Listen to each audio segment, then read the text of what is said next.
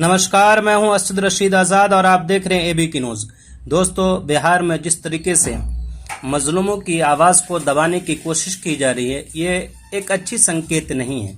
आप जानते हैं कि अभी बिहार में दो पहियों की सरकार है और एक पहिया तो ऐसे हैं जो किसी भी ऐसे व्यक्ति को उभरने नहीं देना चाहते हैं जो आवाम के और मजलूमों की आवाज़ बनना चाहता है, बल्कि वो उन लोगों को उठाना चाहते हैं जो एक दूसरे में लड़ाई झगड़ा की बात करे, जो एक कौम दूसरे कौम को गाली देने की बात करे, यानी बंटवारे और तोड़ फोड़ की सियासत करे, उन लोगों को बढ़ावा देती है।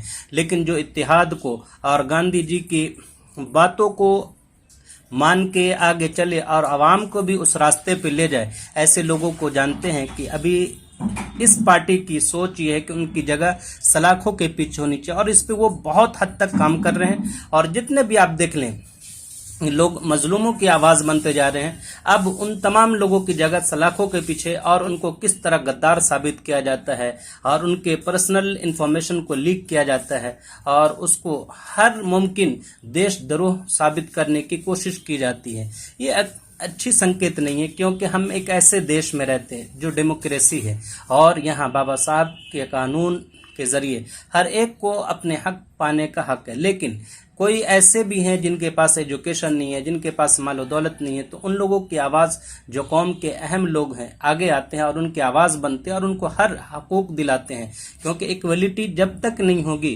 डेमोक्रेसी उस वक्त तक मजबूत नहीं होगा। वज़ीर आलम एक ऐसे व्यक्ति हैं जो सोशल वर्क करते हैं और बहुत ज़्यादा लोगों में फेमस हैं। इनकी चाहत और इनकी मोहब्बत का आप अंदाज़ा इससे लगा सकते हैं कि जब कभी ये प्रोग्राम कराते हैं तो पूरे बिहार से लाखों करोड़ों लोग इनके प्रोग्राम में शामिल होते हैं। और ऐसे लोगों को गिरफ्तार करना और इनको सलाखे के पीछे डालना ये एक अच्छी चीज़ नहीं है। बिहार हुकूमत को जल्द से जल्द इन्हें रिहा करनी चाहिए। चलिए, मैं दूसरी खबर आपको बताने जा रहा हूँ। दूसरी खबर ये है कि बिहार स्टेट मदरसा एजुकेशन बोर्ड को लेके एक मुशावरती मीटिंग रखी गई है। मदरसा इस्लामिया शम्सुल हुदा के पास ही एक होटल है शरीफ कॉलोनी में, वहाँ। और इसको जो लोग कर रहे हैं, जिनकी जानिब से ये मुशावरती मीटिंग हो रही है, वो मदरसा डेवलपमेंट ऑर्गेनाइजेशन बिहार, मदरसा ओल्ड बॉयज़ एसोसिएशन और आल बिहार मदरसा स्टूडेंट्स यूनियन, इन तमाम यूनियन की तरफ से ये प्रोग्राम रखा गया है। और इनका मकसद और मनहज ये है कि बिहार में जो मदरसा के लिए जो नई पॉलिसी आई है, जो नए रूल रेगुलेशन आया है, उनमें बहुत हद तक मदरसे को ख़त्म करने के लिए एक साजिशी जहन काम किया और ये रूल्स रेगुलेशन आवाम के दरमियान में आया, उन्हें ख़त्म किया जाए और नई पॉलिसी ऐसी बनाई जाए जो हर एक के लिए बेहतर हो। तो उस सिलसिले में मैं आपको वो पढ़ के बता दूं ताकि आप तमाम लोग अपना वहाँ जाके जो है एहतजाज दर्ज कराएं। दावतनामा हर एक के लिए है, तमाम लोगों को इसमें शिरकत करनी चाहिए और अपना एहतजाज दर्ज करानी चाहिए।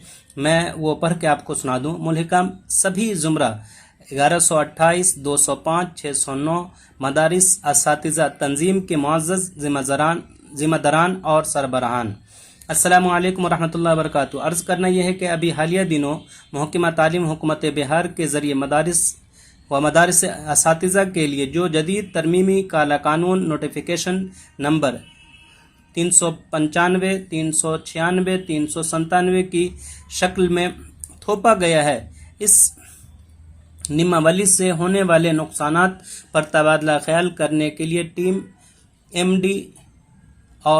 MDO की जानिब से आइंदा 7 मई 2022 बरोज़ शनिचर बवक्त 10 बजे दिन बमकाम RK होटल नज़द मदरसा इस्लामिया शम्सुल हुदा पटना में एक मुश्तरका मशावरती मीटिंग मुनक़िद करने का फ़ैसला लिया है, जिसमें आप तमामी असातिज़ा तंजीम के ज़िम्मेदारान से इस मीटिंग में शिरकत करते हुए मुल्हिका मदारिस व मदारिस असातिज़ा ने मशवरा से नवाजने की गुजारिश है। नोट, वक्त की कमी की वजह से अलग अलग तंजीम के नाम से दावतनामा नहीं भेजा गया, लिहाजा इस मैसेज को ही दावतनामा समझते हुए असातिज़ा से सच्ची मोहब्बत का सबूत पेश करते हुए अपनी शिरकत को यकीनी बनाए नवाजिश होगी। महताब आलम ने ये मदरसा डेवलपमेंट ऑर्गेनाइजेशन की तरफ से ये दावतनामा है, तो इसमें हर एक को शिरकत करनी चाहिए और अपना एहतजाज दर्ज करानी चाहिए, क्योंकि जब तक आप अपना एहतिजाज दर्ज नहीं कराते हैं तो हुकूमत को ये पता नहीं चलता है कि जो मैंने बनाया है वो हर एक के लिए अच्छा ही, वो ये सोचते रहते हैं। लेकिन जब आप अपना एहतिजाज दर्ज कराते हैं तो हुकूमत को लगता है कि इसमें कुछ चेंजिंग की ज़रूरत है, तब वो सोचने पर मजबूर होती हैं। तो उम्मीद है कि तमाम लोग पहुँचेंगे। और एक दो और भी बातें हैं जिन्होंने मुझसे पूछा था और मैं उनको बता दूं। ट्रस्ट वाली कमेटी बहाल रहेगी या बगैर ट्रस्ट के नई कमेटी बनेगी? नहीं, ट्रस्ट वाली ही कमेटी बहाल रहेगी। जहां ट्रस्ट कमेटी है वो वहां रहेगी और जहां नहीं बना है वहां बनाया जाएगा, वो उसी कमेटी रहेगी। एक शख्स 5 साल से क्लर्क में मैन है और वो ग्रेजुएशन हो तो उसका प्रमोशन होने की क्या सूरत होगी? आप देख लें, क्लर्क हैं और वो ग्रेजुएशन उन्होंने किया है, तो अब वो प्रमोशन कराना चाहते हैं। तो जानते हैं क्लर्क के ही अगर ओहदे में आप जाना चाहते हो तो उसके लिए आखिरी तो यही एक इंटर पे है, उससे ज़्यादा कहीं नहीं है। हाँ, ये एक हो सकता है कि आप प्रमोशन करा के टीचर के ओहदे पे जाना चाहें तो जा सकते हैं, बिला तकल्लुफ जा सकते हैं। लेकिन क्लर्क का ओहदा इंटर ही तक है, तो उसमें ज़्यादा बड़ी सीट है ही नहीं, तो आपको कहाँ से उसी में होगा। लेकिन उस ओहदे को छोड़ के टीचर में आ जाएंगे, टीचिंग में, तो आप जहाँ तक आपका सर्टिफिकेट है वहाँ तक आप जा सकते हैं, इसमें कोई हर्ज नहीं है।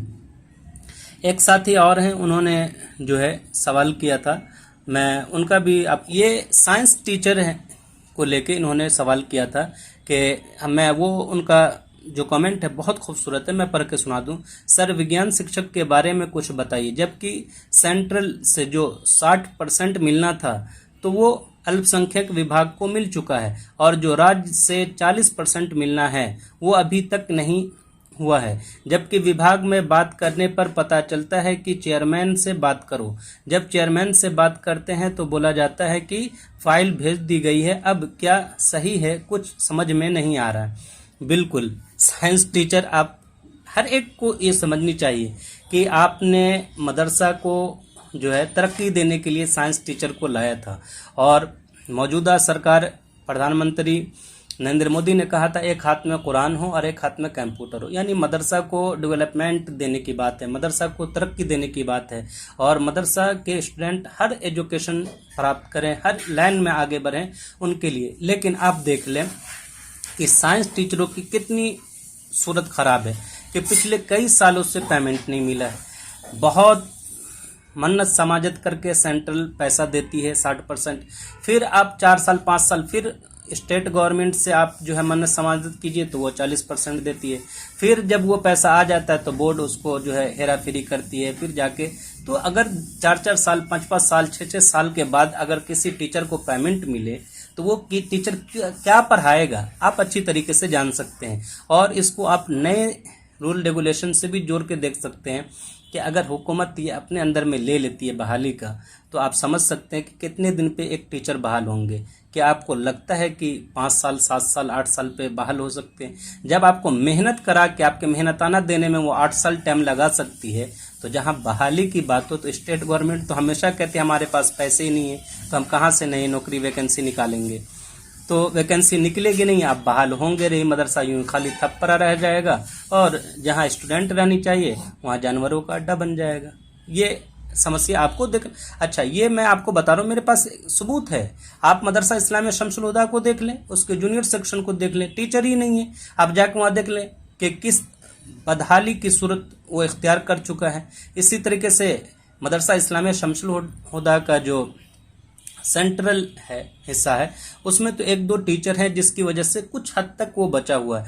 लेकिन जूनियर सेक्शन तो बिल्कुल बदहाल हो चुका टीचर नहीं होने की वजह से। इसी तरीके से क्योंकि मदरसा इस्लामिया शमसुल हुदा एक ऐसा मदरसा जहां स्टेट गवर्नमेंट बीपीएससी के थ्रू बहाल करती है। आप देख ले कि कितने मुस्लिम एमएलए एमपी ने जोर लगाया कि अब बहाल कर दे, बहाल कर दे, बहाल कर दे, लेकिन अब तक किसी ने बहाल नहीं किया। और जब भी आप जो है शिक्षा मंत्री से बात करें या किसी भी मंत्रालय में आप बात करें तो कहेंगे बस होने वाला है, होने वाला है, होने वाला है। और होते होते अभी तक आप समझ लो 20 साल गुजर चुका, लेकिन बहाली की कोई प्रक्रिया शुरू नहीं हो रही है। अब इसी तरीके से अगर दूसरे मदारिस को भी ले लें, वहाँ भी इस तरीके से आप जाएंगे, बार बार चक्कर लगाएंगे, होने वाला है, निकलने वाला है, निकलने वाला है, लेकिन निकलेगा नहीं कभी और मदरसा बदहाली की सूरत इख्तियार करती जाएगी। तो जागो, वक्त से पहले वक्त अभी है। और भरपूर ओल्ड बॉयज़ एसोसिएशन और जितने भी तंजीमें हैं काम करने वाली, उन तमाम को अभी आगे आने का वक्त है और अपनी क़यादत को दिखाने का वक्त है। आप अगर वाकई में कायद हैं और मदारिस इस्लामिया से आपको मोहब्बत है और इस्लामी स्टडीज़ से मोहब्बत है, तो ये आपको सबूत देने का वक्त है और इस वक्त में आप सबूत देंगे, जिससे मदारिस का फ्यूचर सुनहरा होगा, इनका मुस्तकबिल और बच्चों का मुस्तकबिल, वो तमाम बच्चे जो मदारिस में और दीन इस्लामिया की तालीम हासिल करने वाले हैं, उन तमाम का मुस्तकबिल सुनहरा होगा और उनकी जो आप आज मेहनत करेंगे, अल्लाह ताला के नज़दीक इनका मेहनताना आपको इसका अज्र ज़रूर मिलेगा, किसी न किसी सूरत में ज़रूर मिलता है, दुनिया में भी मिलेगा और आखिरत में मिलेगा। Thank you.